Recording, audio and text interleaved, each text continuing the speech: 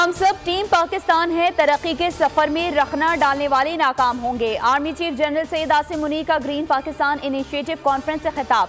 कहा, मनफी प्रोपेगेंडा और सोशल मीडिया ट्रोल्स अवाम की खुशहाली के काम से नहीं रोक सकते। किसी किस्म का अदम इस्तेहकाम बर्दाश्त नहीं किया जाएगा। मुआशी इस्तेहकाम के बगैर मुकम्मल खुद मुख्तारी का तसव्वुर मुमकिन नहीं। सब मिलकर मनफी क़ुव्वतों को रद्द करें। पाकिस्तान की तरक्की और इस्तेहकाम के सफर पर मरकूज रहें।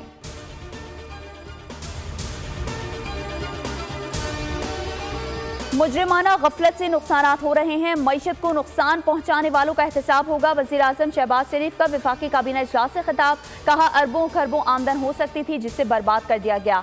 कौमी खजाने में अरबों खरबों ना आए तो हमें हुकूमत करने का कोई हक नहीं। पाकिस्तान के बरामदात में इजाफा हो रहा है। बिजली सस्ती करने के इकदाम कर रहे हैं। मुल्क के मफाद के लिए सख्त फैसले करना होंगे और पहरा देना होगा। पूरा यकीन है कि मेहनत से कश्ती किनारे लग जाएगी।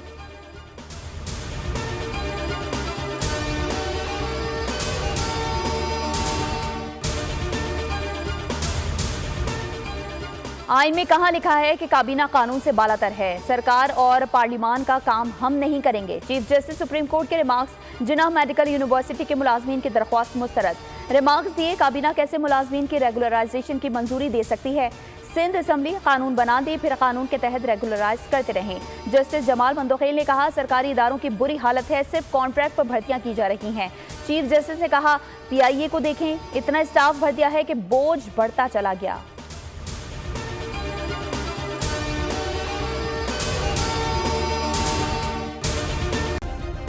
सब्सक्राइब करें और बेल दबाएं ताकि कोई खबर रह न जाए।